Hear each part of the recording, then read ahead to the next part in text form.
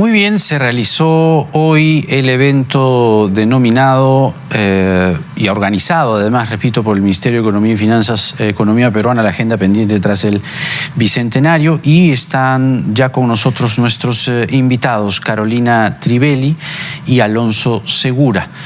Hablamos de la economía y sin duda es una preocupación, más allá de lo que tenga que resolverse ahora. En el futuro, en el presente, digo, en este momento, hay una mirada que no debemos descuidar. A los dos, muy buenas noches, muchas gracias, porque sin duda hay retos enormes que vigilar y sobre todo tratar de proyectar y de mirar desde ahora hacia adelante. Y quiero comenzar con Carolina Trivelli, porque existe todavía, aunque en menor escala, preocupación por la opción del señor Castillo y las políticas que él pensaba echar adelante, no sin antes llamar a una asamblea constituyente. Pero más bien en las últimas semanas el señor Castillo ha pedido al señor Velarde que se quede. En el evento habló de que va a hablar con él una vez que el jurado proclame a quien haya resultado ganador. Pero estas primeras señales, Carolina, ¿usted qué impresión le dan? Y sobre todo, el primer impacto en la economía es el dólar, ¿no? El dólar ha empezado a bajar. Pero más allá del dólar, estos mensajes, ¿cómo los recibe usted? A ver, claramente los mensajes, Jaime, son para calmar a los mercados, ¿no? Y yo creo que eso está muy bien. Era imprescindible hacerlo y creo que lo que permiten es que se espere con calma la proclamación, o sea, desde los mercados, y que demos tiempo para que hagan los anuncios de los nombramientos y de los planes y prioridades que va a lanzar el nuevo gobierno. Ahora, Alonso, el asunto de estos pasos que el señor Castillo da, que no es, además, no está solo, ¿no? Está el señor Franque, que hoy se ha reunido con funcionarios y hasta el propio embajador de la Embajada de España para justamente hablar a su vez con representantes de la Cámara de Comercio de España, con empresas españolas.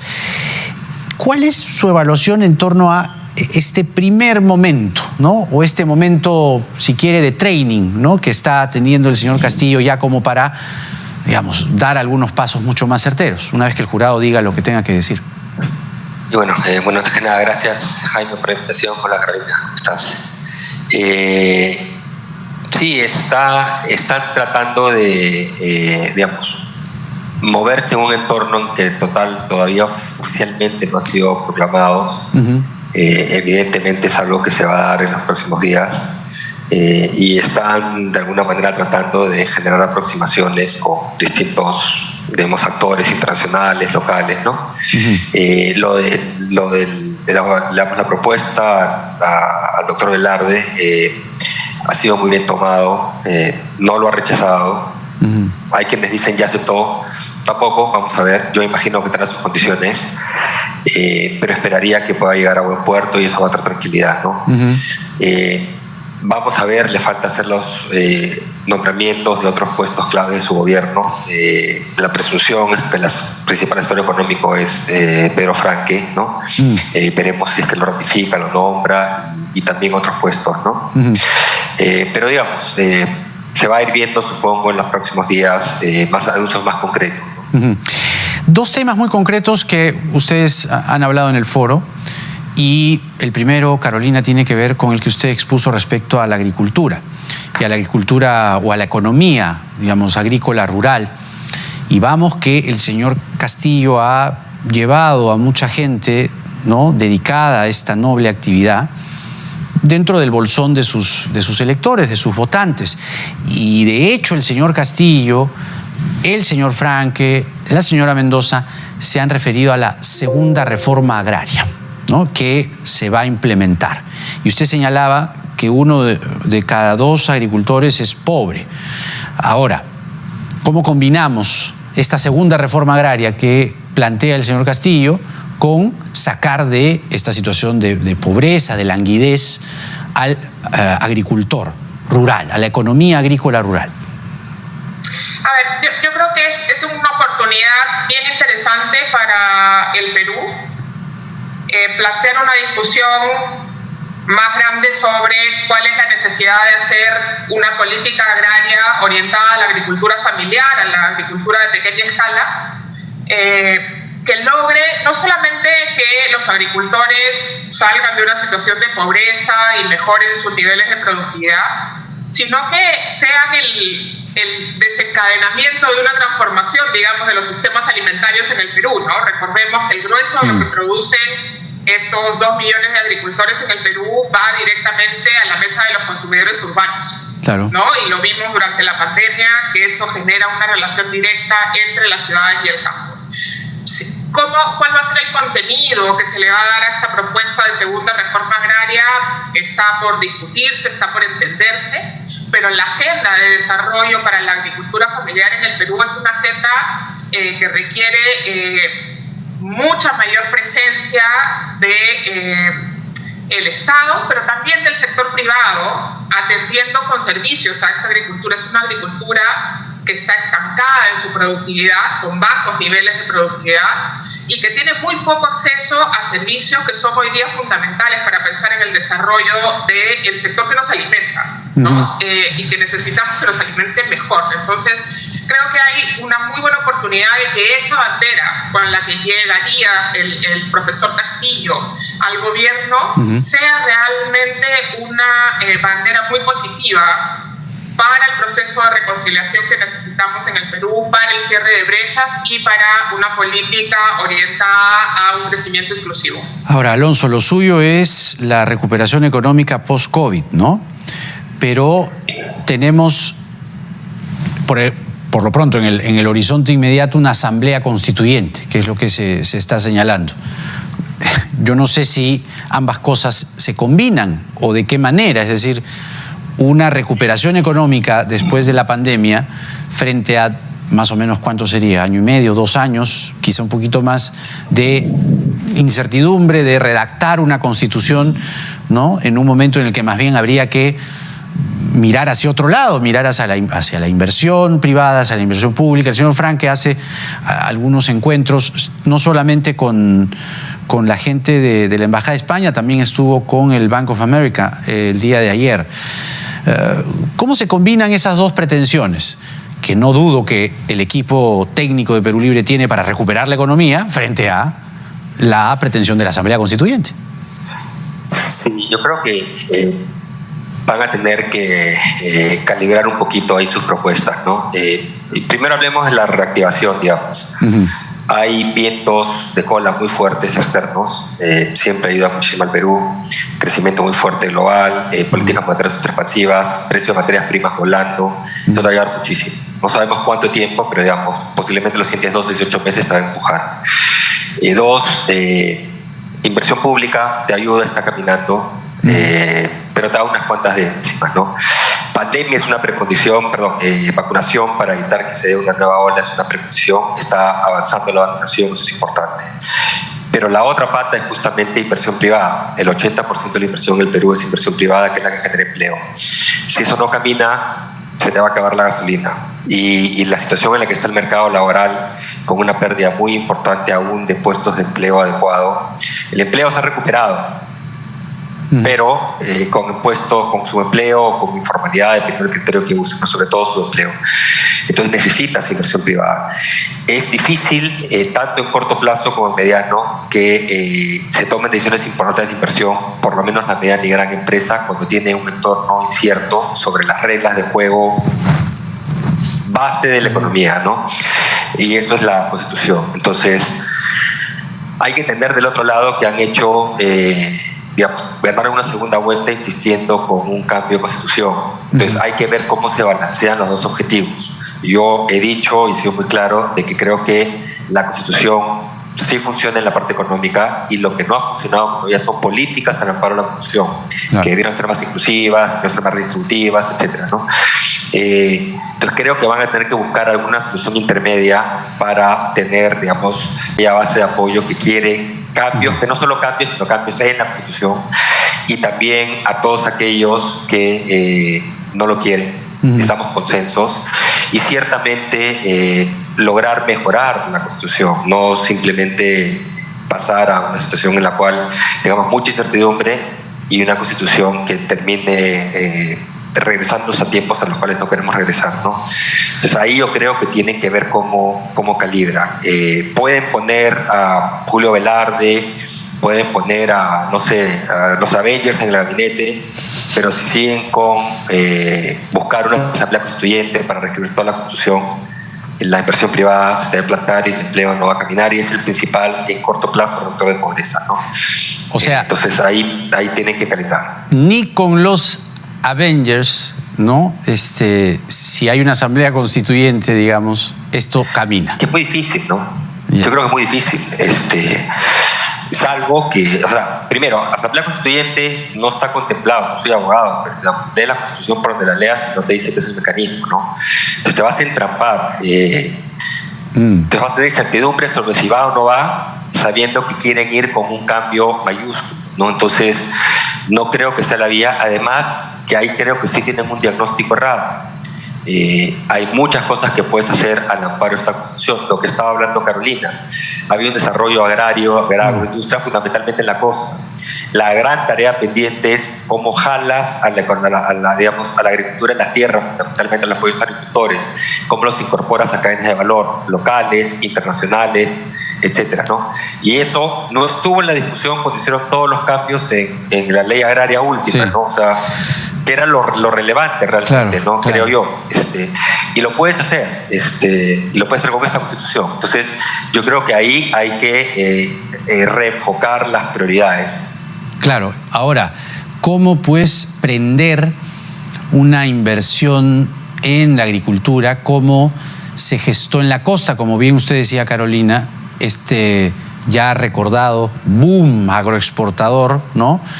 De hace algunos años, varios ya, se centró fundamentalmente en la costa norte, en la costa sur un poco, con mucho mayor volumen respecto a la agricultura en la sierra, ¿no? Que resulta fundamental. Esto, digamos, ¿cuáles son las llaves por donde se puede generar realmente eso que ha sido largamente postergado, que es darle a la economía o a la agricultura en la sierra de nuestro país ese toque agroindustrial, digamos, ¿no? Sofisticado, que sería pues fenomenal que pueda existir en el Perú? ¿Es posible pensar en eso? Es posible pensar en una agricultura familiar más moderna, con mayores niveles de productividad. Hoy día lo que tenemos es una agricultura familiar que funciona casi sin servicios, casi sin tecnología, con muy poca innovación y con cadenas de comercialización muy poco efectivas, ¿no? Entonces, yo creo que hay mucho espacio para, sin hacer transformaciones enormes, poder hacer cambios que beneficien a la producción de alimentos en el Perú y a los agricultores familiares. Algunos se articularán, ojalá, a cadenas agroindustriales, otros a cadenas de comercialización en mercados mayoristas, pero a mejores mercados mayoristas, ¿no? A mercados mayoristas más limpios, con más transparencia, con mejor formación de precios, con menos informalidad. Y eso ya sería un cambio sumamente positivo para la economía agraria, agroalimentaria en el Perú, ¿no? Claro, pero si los mismos agricultores no pueden acceder, digamos, a los productos que ellos mismos producen, es que hay un error de principio, ¿no? Hay un problema ahí, una complejidad de partida. Es que hay un problema de productividad severo en la agricultura familiar. La productividad de la pequeña agricultura está estancada hace mucho y hay un problema de falta de servicios que hay que activar, ¿no? Menos de 10% de los agricultores tienen crédito formal. Y esto es un imposible pensar que vas a desarrollar la agricultura familiar sin crédito cuando son cultivos que demoran 9 meses, ¿no? Por lo tanto, requieren una inversión en el mes 1 y van a obtener retornos en el mes 9.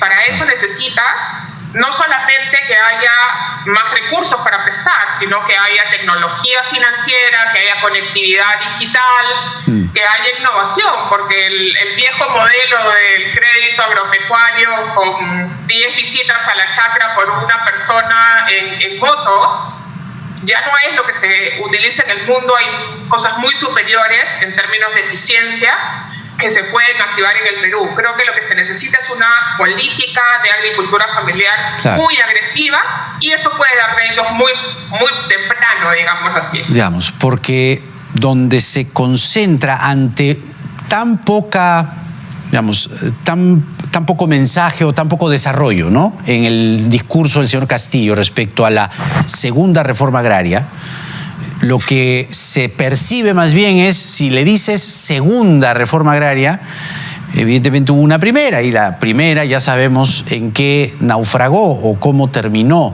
Entonces, claro, no se trata necesariamente de pensar en fin, hacendados siendo expulsados de sus, ¿no?, de sus propiedades, etcétera, etcétera. Nuevamente las cooperativas y todo lo que pasó, y que lamentablemente puede haber sido, ¿no?, quizá una reivindicación social, ¿no?, porque habían, en fin, cosas que habían quedado relegadas, cosas, digamos, muy graves también desde el punto de vista social. Pero aquí, si hablamos de sacar de la pobreza al agricultor o a la agricultura familiar, ciertamente no se han dado muchas señales de hacia dónde va o qué es lo que se quiere, qué es lo que se pretende con la agricultura, ¿no? Sin duda, ¿no? Pero creo que hay que aprovechar aquí la confluencia de factores, ¿no? Y como tú decías al principio, dado que es una masa de sus votantes muy importante, van a tener que generar una respuesta, y ojalá sea una respuesta con mucho debate, con mucha discusión, porque lo que se trata aquí es de que aprovechemos esta oportunidad que el tema de la agricultura se ha puesto en debate para construir soluciones que sean efectivas y que mejoren la vida de esos agricultores y que fortalezcan el sistema alimentario peruano para asegurar que los consumidores tienen acceso a alimentos más sanos, más saludables, a más alimentos, ¿no?, con mejores precios. Yo creo que eso nos beneficia a todos como país. Entonces creo que hay que esperar sus definiciones, hay que esperar los nombramientos, como dice Alonso, pero hay que también participar en ese debate y aportar y traer mucha experiencia internacional, porque hay muy buenas prácticas que podemos copiar de nuestros propios vecinos.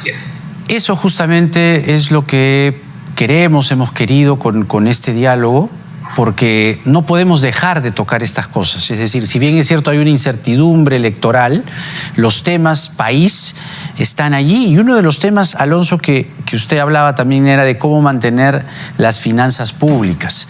Y aquí también hay honda preocupación, ¿no?, respecto a lo que podría eventualmente hacer el señor Castillo, ¿no?, con las finanzas públicas, con un manejo populista, si se quiere, arbitrario también, si se quiere, ¿no?, poco planificado, que podría, digamos, eventualmente el equipo técnico poder darle mucho más cuerpo. Pero a partir de cómo mantener las finanzas públicas, que es fundamental, ¿qué otros asuntos son urgentes de ponerse a pensar y mirar en este momento de cara al próximo gobierno en materia económica?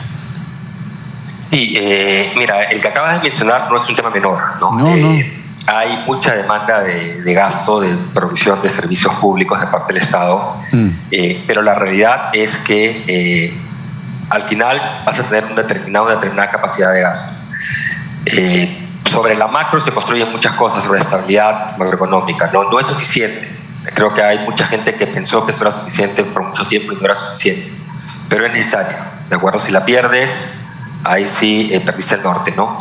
Y justamente vas a tener mayor capacidad de gasto si tú eres capaz de atraer inversión, porque esa inversión es la que te va a dar mayor crecimiento, esa inversión es la que te va a dar empleo, esa inversión es la que te va a dar mayor recaudación tributaria, además de cualquier medida política tributaria que tenga, ¿de acuerdo? Entonces por ahí tienen que encontrar un balance entre sus banderas políticas, digamos, lograr que el Estado llegue más a la gente, de generar políticas que mejoren las oportunidades, que igualen las oportunidades, que es lo que se ha buscado. Que fue lo que más o menos hizo Ollanta Humala, ¿no? En otros volúmenes, si se quiere, pero más o menos por ahí es lo que, ¿no? Que es digamos, es por donde creemos que debieron seguir las políticas públicas, ¿no? Claro. Entonces tienes que tener cuidado con irte totalmente al otro lado y matar la gallina de los huevos de oro, digamos, ¿no? Y en esa agenda también elevar la presión tributaria es fundamental, ¿no? El crecimiento y la inversión te va a dar un elemento importante, ¿no? Lo otro ya son políticas tributarias específicas, pero lo cierto es, mirando hacia mediano plazo, un país con una recaudación con ingresos del tamaño de los que tiene el Perú, así tuviera la eficiencia de Suiza, va a ser muy difícil que puedas prestar los bienes y servicios públicos que requiere la población en cantidad y calidad. Entonces tenemos que trabajar, hay que trabajar en políticas de mejor eficiencia de gasto, sí, y van a tener que escoger cuáles son las prioridades, porque es duro, pero plata para todo no va a haber. Así es. En su momento, por ejemplo, se escogió que vamos por reforma educativa, vamos por inversión productiva, vamos por política social, ¿de acuerdo? No podía ser por todo, ¿no? Entonces van a tener que decidir cuáles son las prioridades y cuánto impulso le dan, ¿no? Exactamente. Carolina Trivelli y Alonso Segura, los dos, muchísimas gracias. Muy claros, como siempre, muy prolijos. Creo que nuestro público se lleva muy buenos mensajes. Hasta una nueva oportunidad, ¿eh? Buenas noches.